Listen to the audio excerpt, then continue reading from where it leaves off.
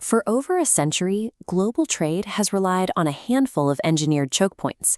But as the geography of the 21st century shifts, the Suez Canal is facing its first serious alternative. When the Ever Given ran aground in 2021, it froze nearly $10 billion of trade every day. It was a brief look at how fragile this dependency truly is. The Panama Canal shares this same limitation. These were waterways engineered for the trade volumes of the 20th century, and they are physically unable to adapt to the reality of a melting Arctic.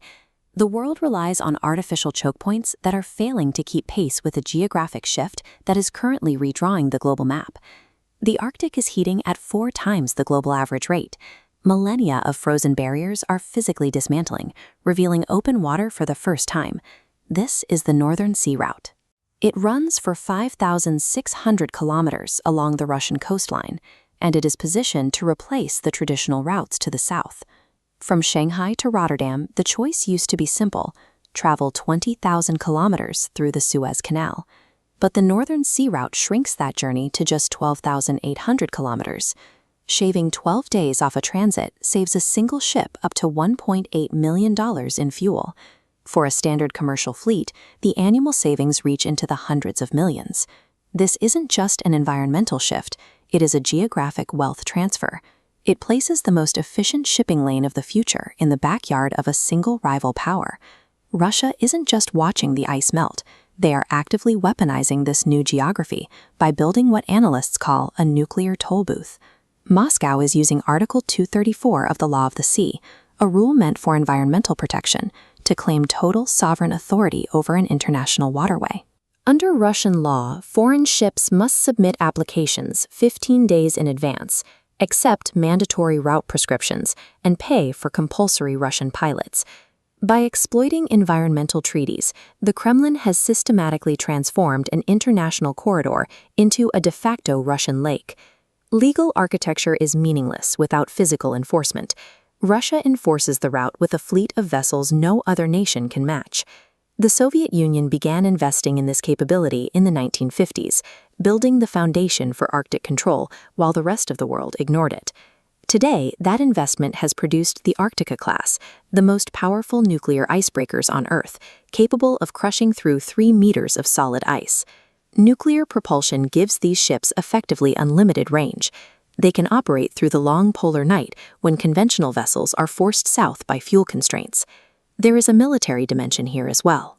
This brings us to the civilian icebreaker, is a potential logistics asset, and every Arctic base doubles as a host for radar arrays and missile systems. This toll booth generates millions in escort fees while providing Russia with strategic depth. It allows them to project naval power across 2 oceans without transiting choke points controlled by NATO. This brings us to the Icebreaker Gap, a capability deficit that limits NATO's ability to project power or secure its own energy routes. The numbers are stark. Russia operates 46 icebreakers, including 7 nuclear-powered heavy vessels. The United States, the world's largest economy, operates exactly 2. Even that number is misleading.